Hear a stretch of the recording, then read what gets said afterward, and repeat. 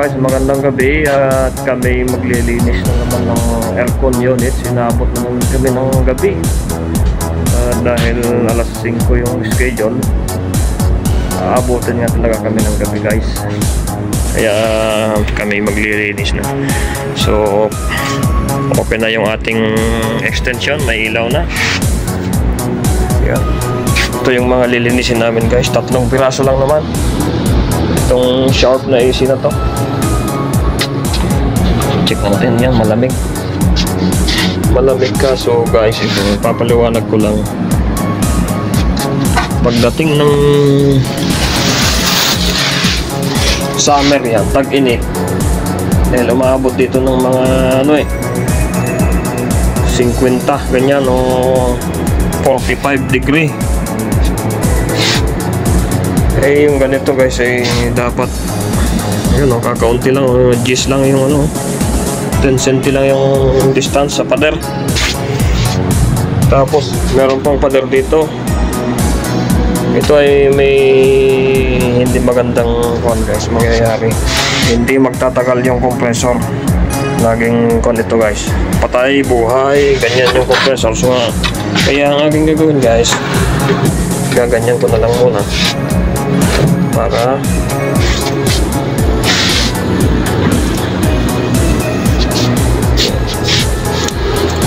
yan, lagyan ko ng distance para maganda naman, baka mapagbintangan tayo dito bakit nilinis mo yan ganyan na, mga ganon. Habang maaga guys gagawin na lang natin yung abot ng ating experience. Yan, matulungan natin yung ating kliyente dahil may posibilidad na masira ito kasi ito guys yung compressor mag-overheat dahil kakaunti yung space dito, may pader pa dito.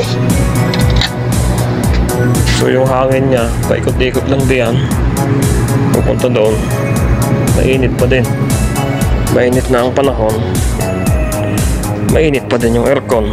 Kaya ginawa natin ng paraan guys yun.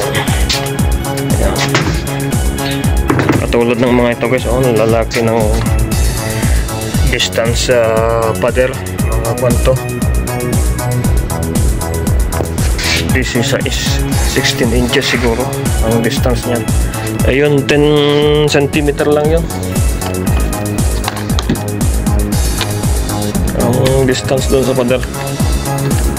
Tapos yung isa guys ay nandoon yung isa paano ako makakapunta mamaya? Tutulay na lang ako dyan mamaya.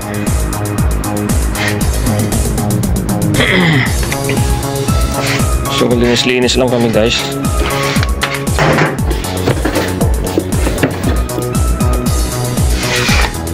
Habang kumukuha ng tubig yung aking kasama,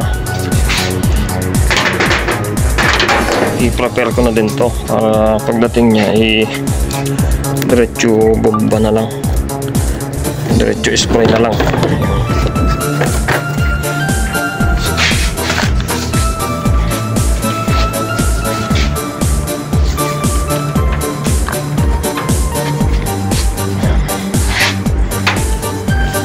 Meron na naman akong mailagay sa aking account kahit ganito lang guys kakautay din ng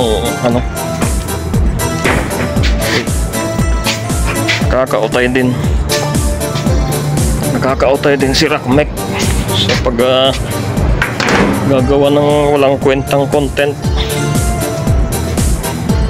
So andyan na guys yung aking kasama. Aywa ba, ready bye? Aywa, talagang alerto itong aking kasama guys na isa. Dati kong kasama ba?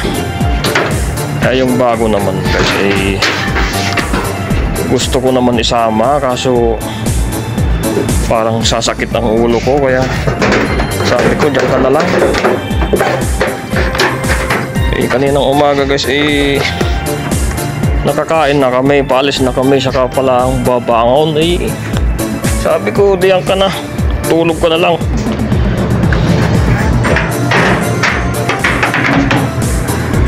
guys, tayo umpisa na natin guys na maglinis. Yan. Dahil gabi na guys, ay hindi na natin tanggalin yung takip dito sa harap. Bago naman to, hindi man masyadong madumi pa. Saka ano din, madadagdagan din ng dumi pagkadating ng thunderstorm. Yan. Sigurado yan, pang taglamig ay madami. Gabok to, thunderstorm. Dahil malakas tong aking pressure washer, yan, tutok ko na lang ganyan. Up and down lang guys.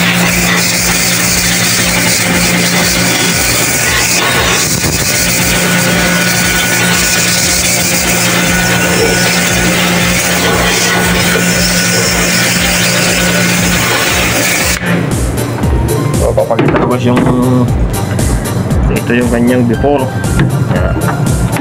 Yan, madumi pa, hindi pa basa. Yan, ito yung after. Tingnan nyo. So, yan guys, so, yung after nya.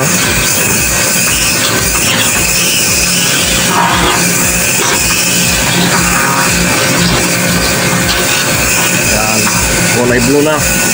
Kanina kulay brown na mga gabok. Ayan, kulay blue na dahil wala na yung gabok. Tanggal na. Yan, pagka na ganito lang guys ang ginagawa dito. Linis lang ng aircon pag may malinis na aircon. Pag wala naman ay tulog lang.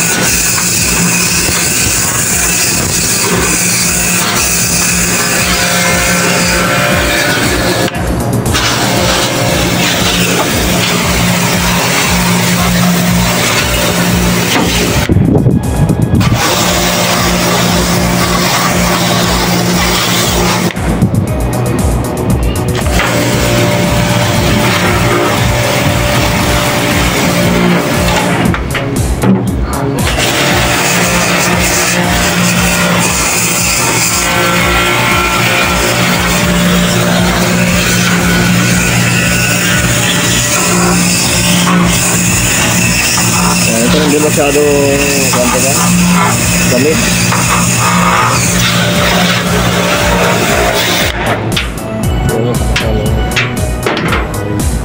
So yan guys, doon tayo sa isa. Maybe enough this one? Yes. Enough there? No. Ha? This one? Aywa. Here. Put here, this one. Maybe enough. Pressure washer this one. After. Aywa, enough. So, pupunta ako doon guys. Tatawid ako dito sa balkon. Yun nandoon, natapos ko na. Umakyat ako doon. Hindi ko na biniyo dahil delikado. Doon sa banda. Yan, tapos na kami guys maglinis. Yan. Ito hindi na hindi na kasama. Ibang na to, ibang bahay na. Ayun.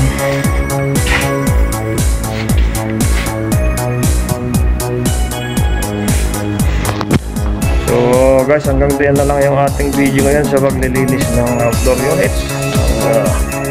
Split wall mounted na AC unit.